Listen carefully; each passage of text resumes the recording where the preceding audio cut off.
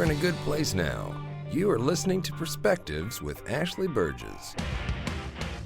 Welcome back live to Live Your True Life Perspectives, and I'm your host, Ashley Burgess. I hear on a constant basis one comment made by clients, friends, and family, and this is how it goes. Ashley, my problem is blank. Ashley, my problem is. And my problem is. And it's interesting how many of us start a sentence communicating with others about a life situation that we consider our problem. And I get that. I understand that we have problems, but do we need to consider it as a problem, or can we look at it differently? Well, in order to even begin to ask ourselves these questions, we have to look at the concept of what a problem really is. And where did the word problem come from? I find that to be very interesting as well. Where did the word problem come from? And the word problem stems from the Greek word, and I might, botch this up a bit, the Greek word proballein, which is Probalein, with pro meaning before, and ballon, Ballein, meaning to throw. So it suggests an idea of throwing something, as in throwing forth a question or throwing forth a situation. And that's interesting because that's not really a problem. So how do we get to the concept of a problem saying or creating or making us feel that that's a challenge or a difficult situation? And it was interesting because I came across an interesting article by Matthew Edgar, and he was talking about it wasn't until the 1400s when problem really began to also mean a difficulty. And in the 1500s, the problem began connecting to the concept of mathematical problems and equations. So that could also associate why when we have a problem, we find or we associate it with it being difficult. It wasn't until 400 years later that problem began to mean some type of ongoing, possible, insurmountable difficulty. Think about it. Before this, a problem suggested putting forth a question or a riddle. And now the modern definition and concept of problem is throwing or difficulty or some sort of active consideration, a question to be considered, solving or solved or answered.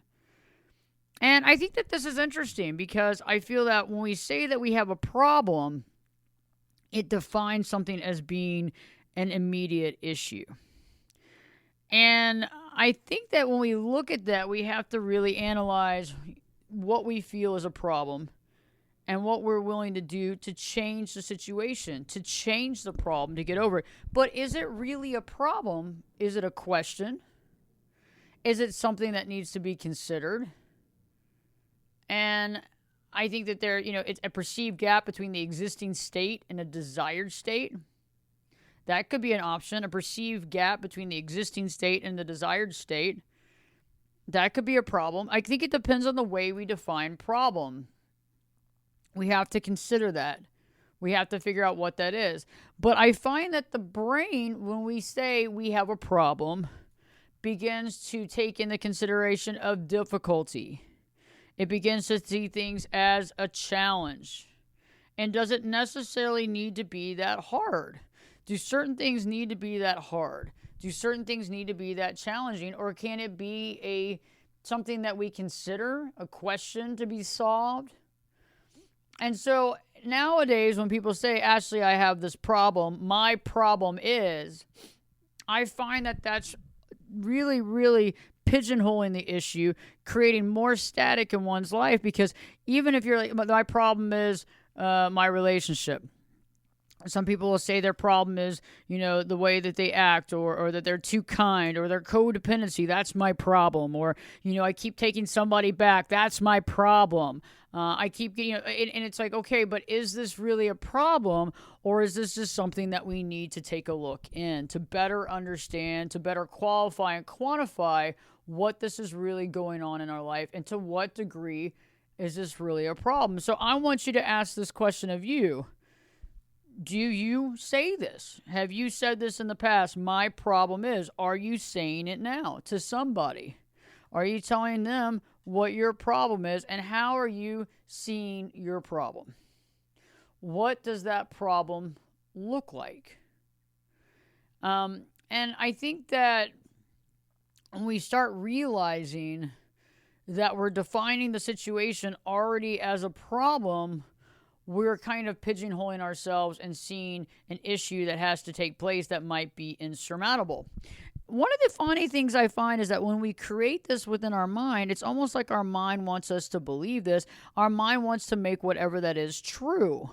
And I've seen this where people can believe that they're not going to be able to do something. For example, I have some friends and family that just do not believe that they could ever do anything digitally as far as with a computer. They feel like they're constantly having struggles. They're never going to understand the computer. They have problems with the computer. They have all these frustrations. And so anytime that they have to do something with the computer, they automatically start, getting stressed out, a little angry.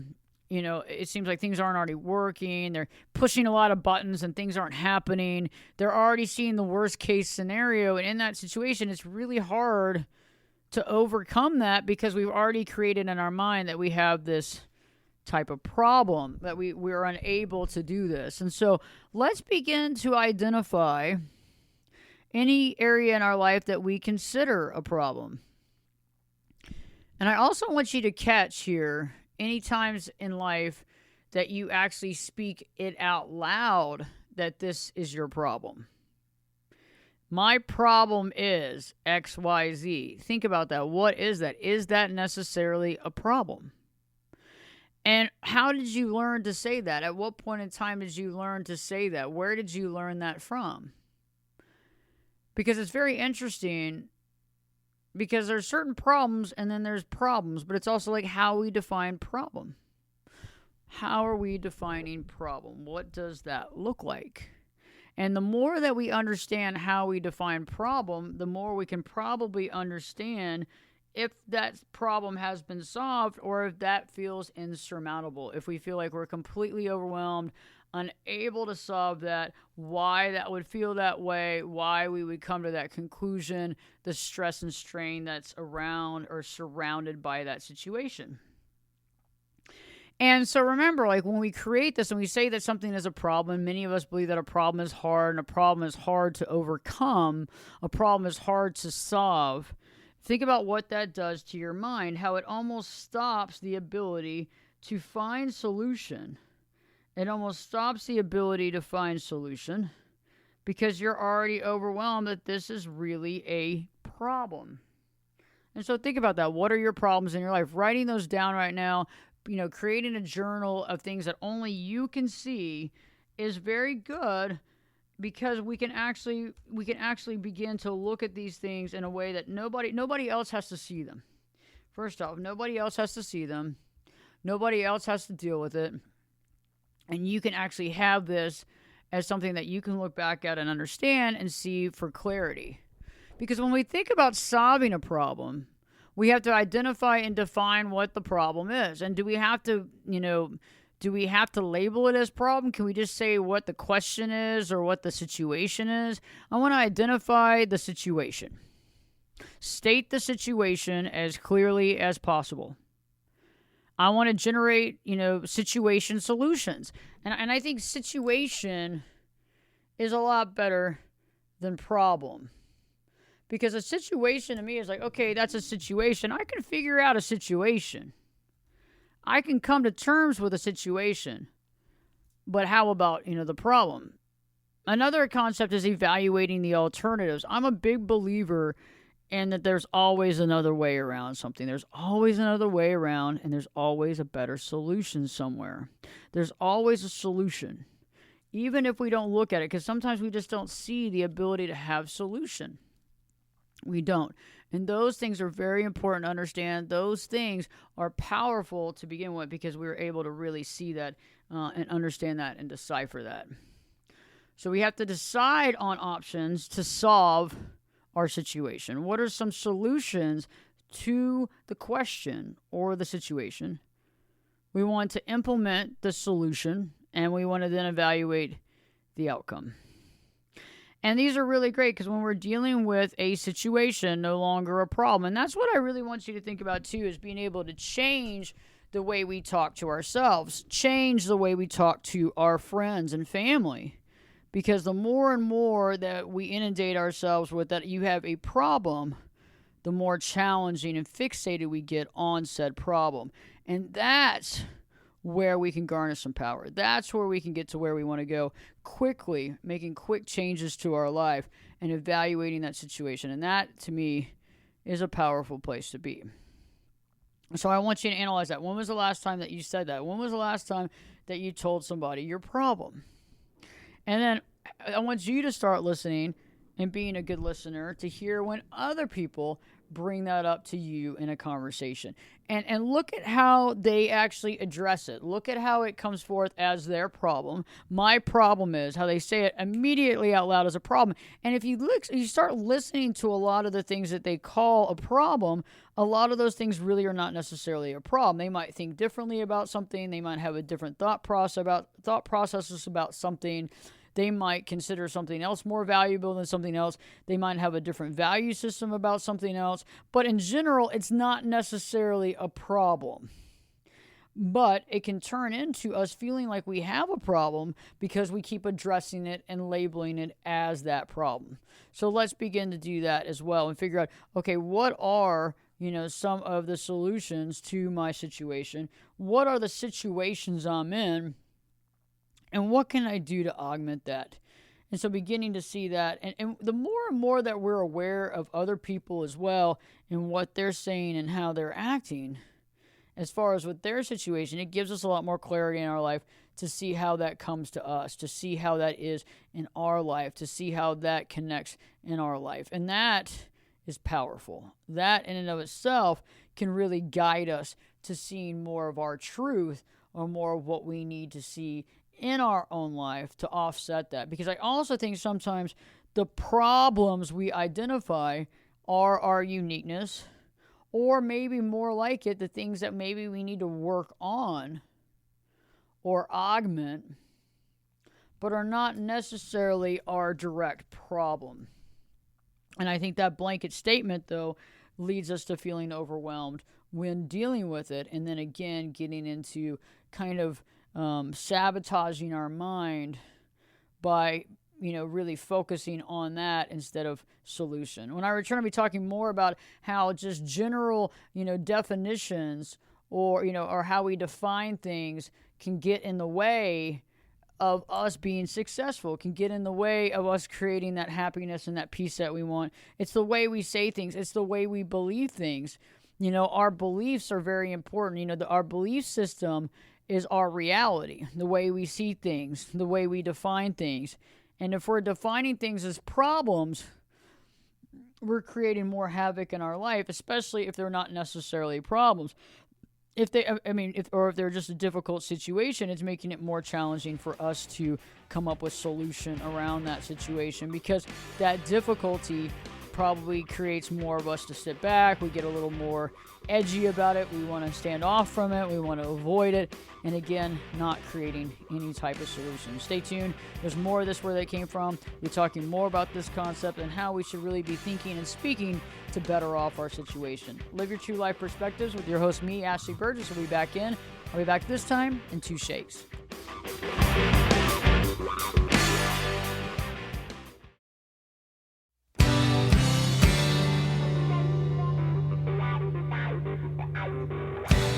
Turn it up and jump in the deep end on Perspectives. Now, here's Ashley. Welcome back live to Live Your True Life Perspectives, and I'm your host, Ashley Burgess.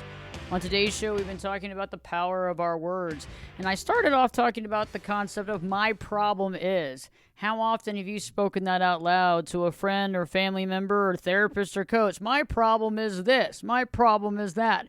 Is that really your problem? And I started catching it lately because I remember saying it before in the past. And I remember when I would say it, how the person across the table would look at me.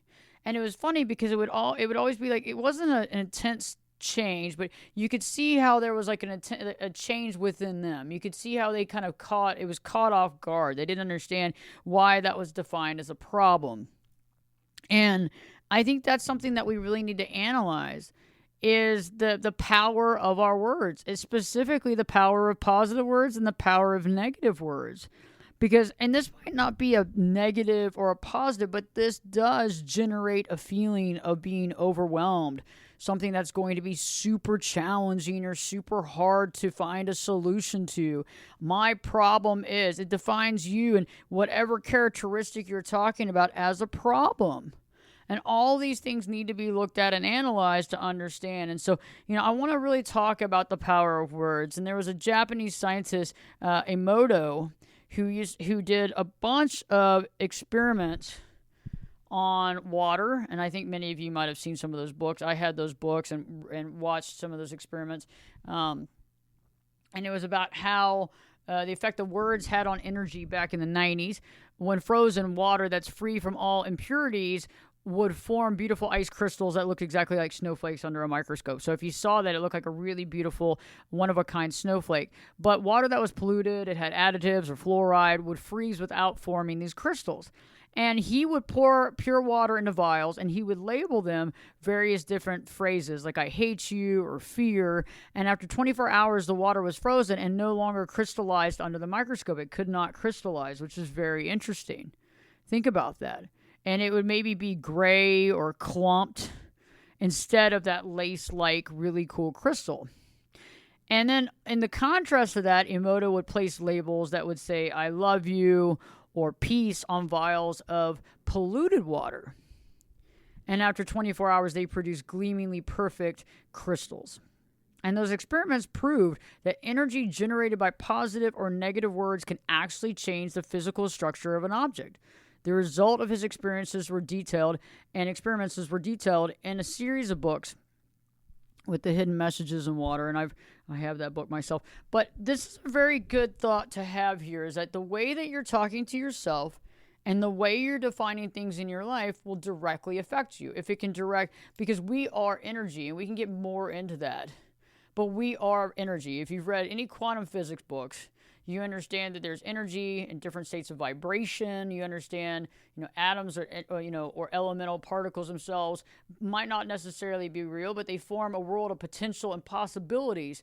And it's very interesting when you go through a lot of that research, you understand that as energy is directly connected to vibrations, energetic vibrations, right? And so it can be very, very, very interesting to have positive energetic vibrations versus negative energetic vibrations. And so words are extremely powerful tools that can be used to uplift our personal energy and improve our lives, but they can also hurt us as well. And so that's what's very important, because we need to spend some time to really look at this. We need to spend some time in saying, okay, am I using my words to my highest of ability? Am I speaking my truth? Am I being able to do that properly? Or are my words about myself and others hurting me, bringing me down, and making me feel bad, creating more havoc in my life? And so when we return, we'll be talking about things that we need to notice in our life, things that are not serving us, as well as gratitude, and things probably that we need to watch out for in our life, including self-deprecation, that can get in the way of us having that fulfilling life that we want, because it's really kind of taking us apart instead of building us up. Stay tuned. I have much more to cover here on Live Your True Life Perspectives. Live Your True Life Perspectives with me, your host, Ashley Burgess, will be back in. Well, I'll be back this time in 2 shakes.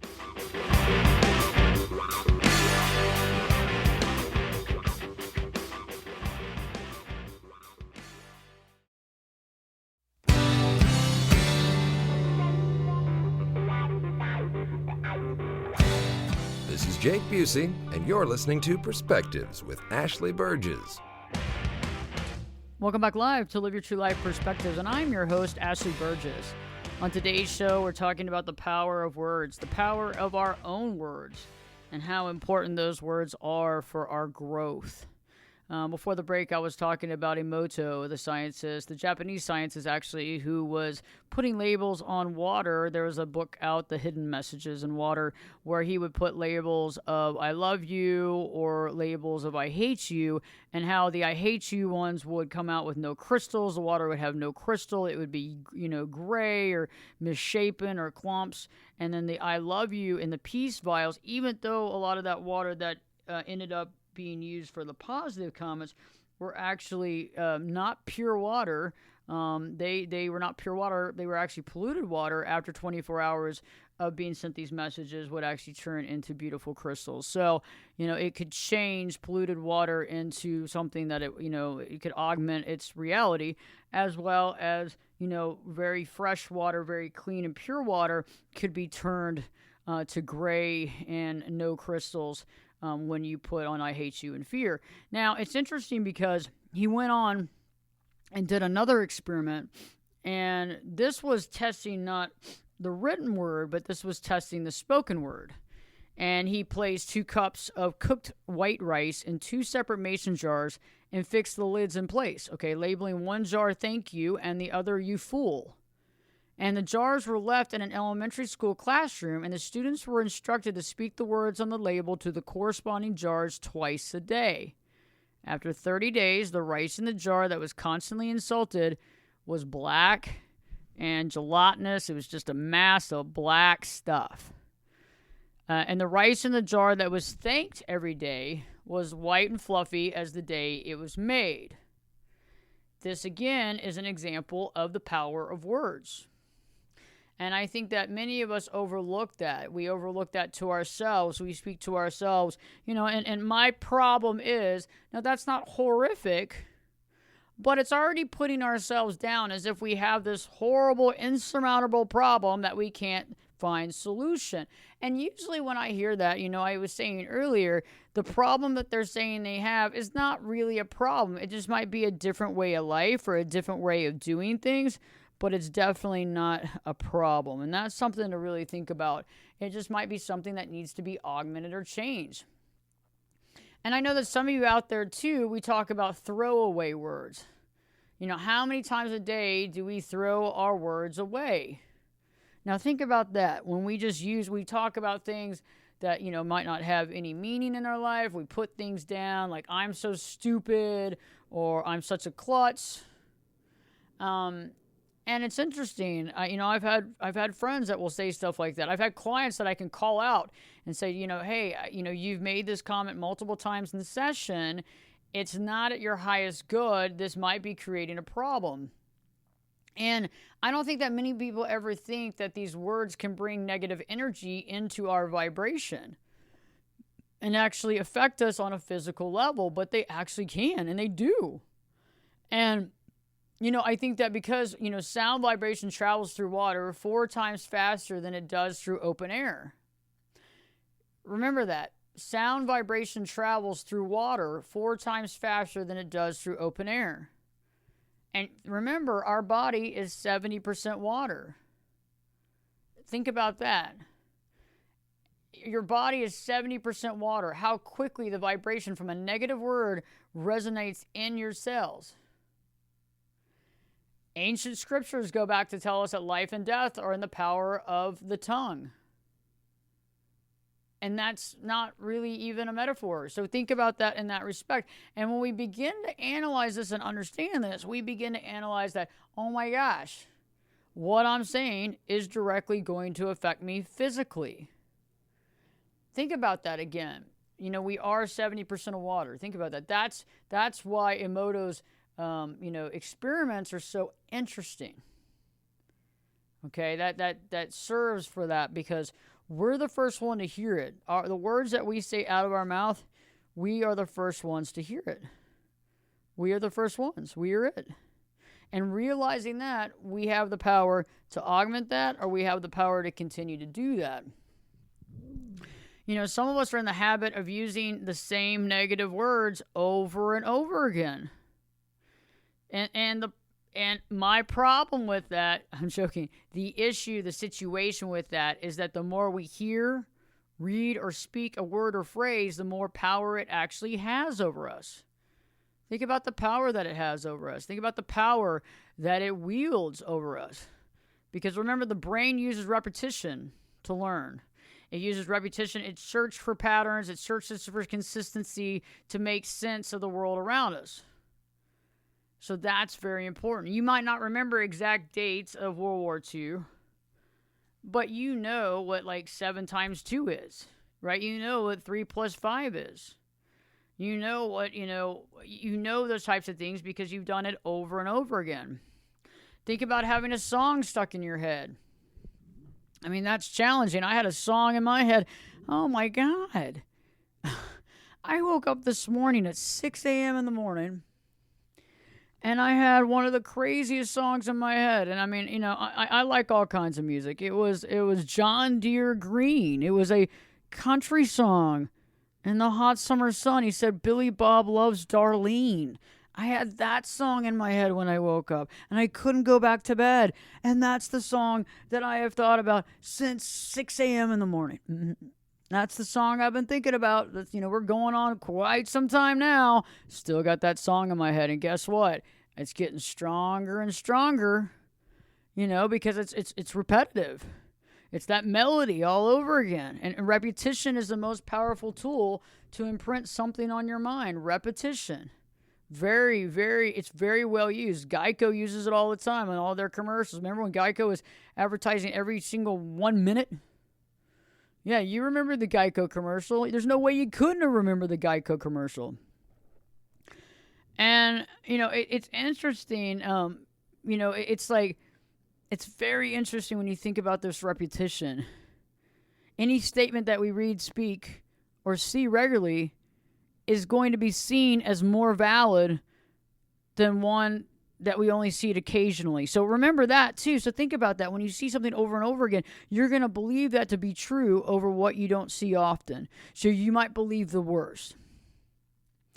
I mean, it doesn't matter if the information is false or true. It just doesn't matter.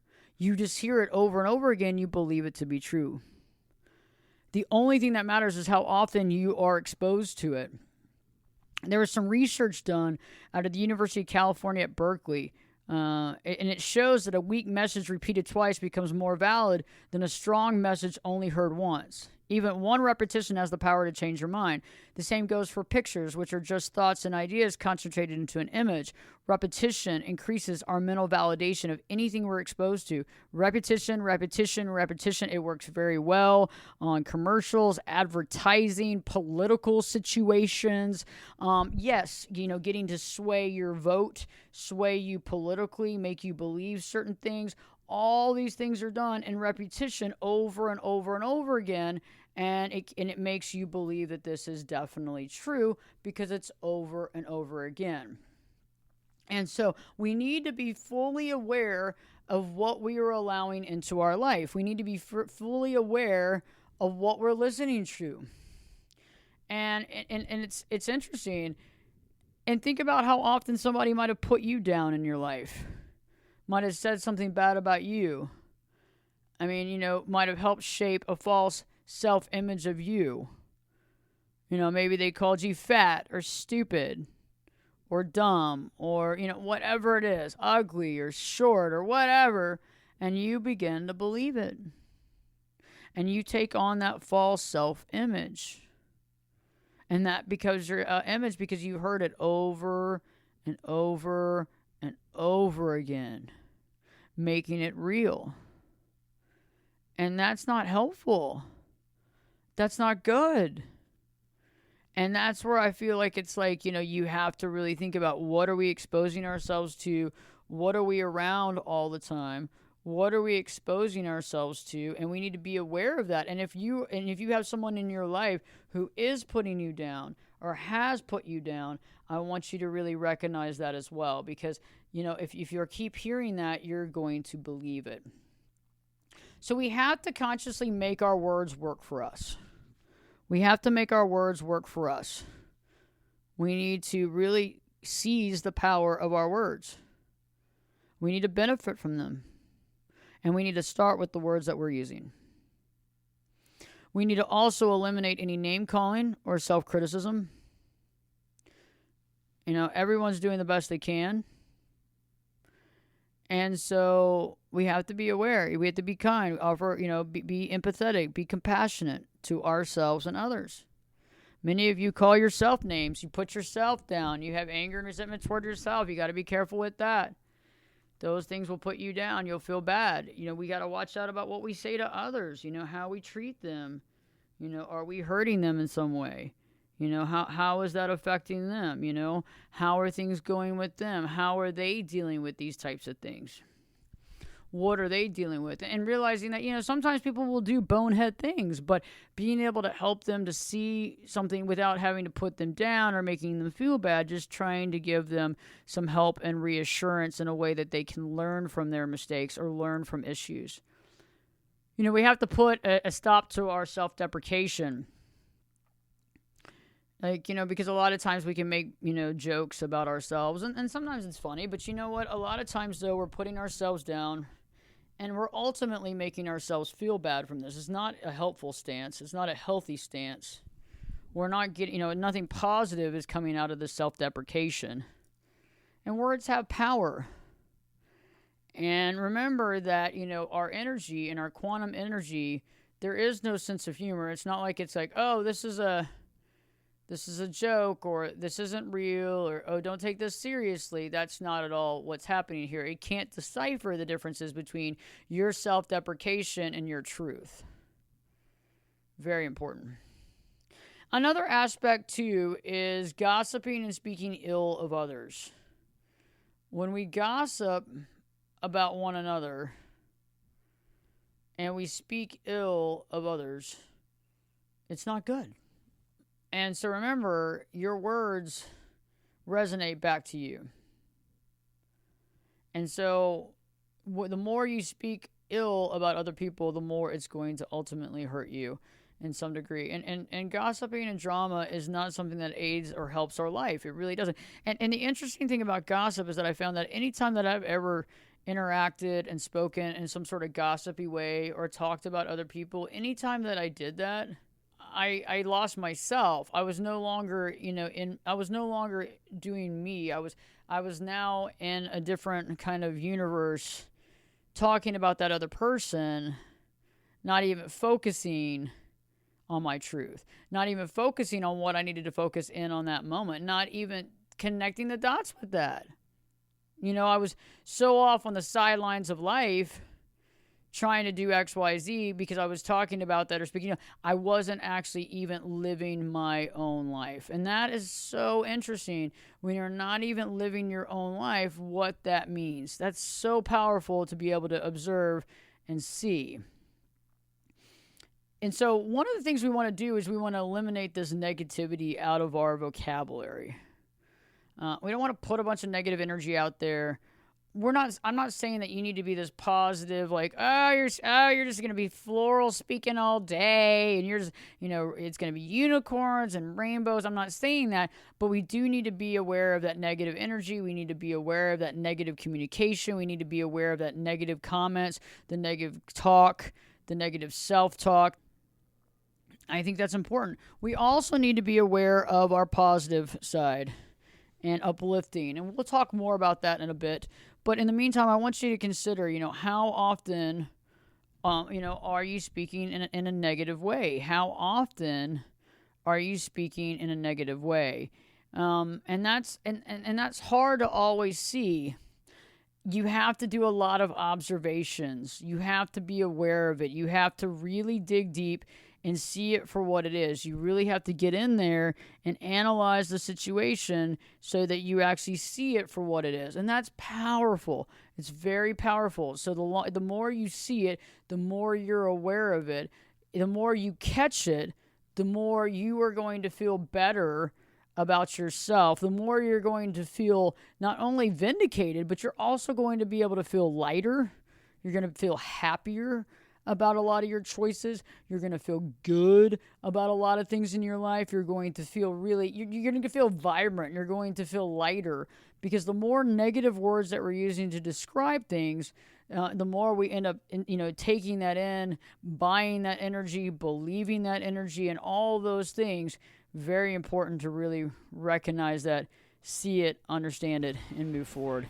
And so that's really powerful. So when I return, I'll be giving you some more tips on how to really boost your positive energy, because, we can't just stop the negative. We got to boost the positive, make things even better, makes us feel better. We get to where we need to be at. We learn from it. We grow from it.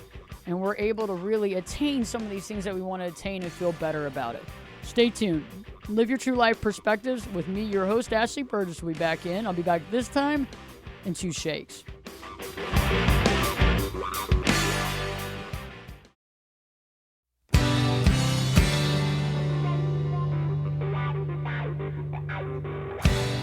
Get in here.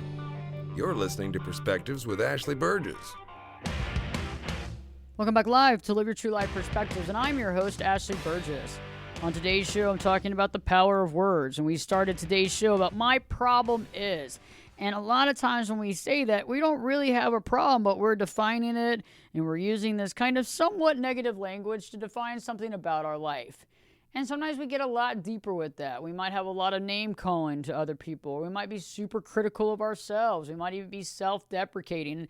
Before the break, I was talking about eliminating that from our lives and being able to see it. Some of us don't even realize we're doing it. We don't even realize that we're putting ourselves down.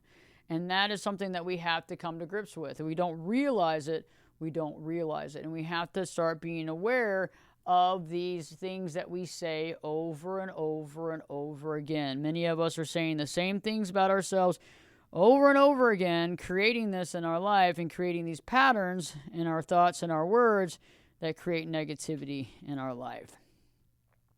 You know, one of the things that I want you to think about instead of just the negativity, like we need to let go of that negativity. We need to also boost the positive energy. So, you know, like sometimes people are like, how are you doing? And instead of saying I'm fine or I'm okay, maybe, hey, I'm doing great or I'm terrific. Like, why not? Why can't you be fantastic? Why can't you be fabulous? I'm amazing. I am absolutely amazing. Like, that feels better to me right there. I already feel better. Today, I was dragging a little bit. I was telling you about how all I had was a song over and over again in my head for hours and hours and hours. And that really helped me because somebody asked me how I was doing. And I said, oh, I'm fine. Well, am I fine or am I amazing? I think amazing feels better. We also need to watch out the people around us. Some of the negative people that are bringing us down in our life. I know it's hard because some of those people have been in your life for a long time. Some of those people are some of the oldest friends you've had. Some of those people are your family members, for God's sakes, that you have in your life that are bringing you down. And so we got to really watch out how much we hang out with them. And we got to avoid those negative folks when we can and really limit our amount of time that we spend with them. We want to surround ourselves with uplifting words. We want to be more uplifted in our daily life. So we want to have power in our words. We want to use our words consciously.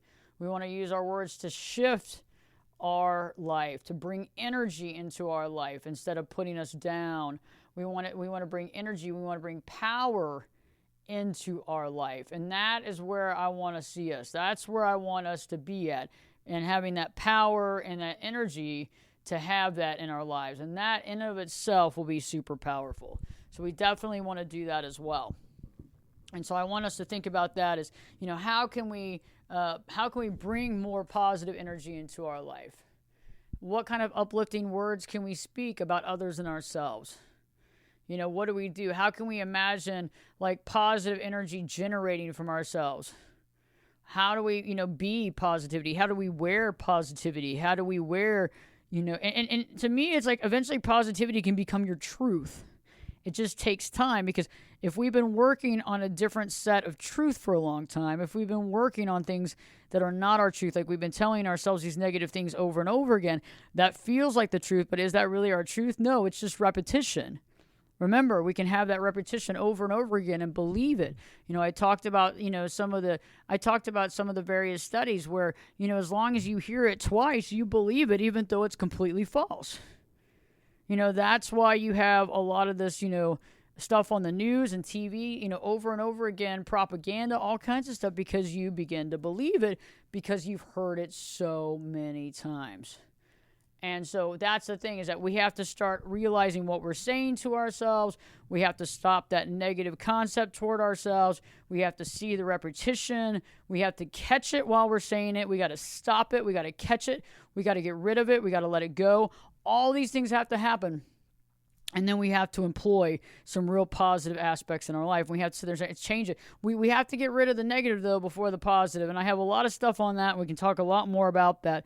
But we got to change the negative and let it go before we can turn it around. We don't want to add stuff to it. We just want to get rid of the negative. So I want you to start being aware of that and being aware of those things you're saying. If it's, I have a problem, or I'm stupid, or I'm fat, or this is my problem, look at how you're labeling things, and let's make some changes to that in our process. If you haven't already, check out the YouTube channel. Go to Ashley Burgess or Life Coach Ashley Burgess. We have new video content up every single day.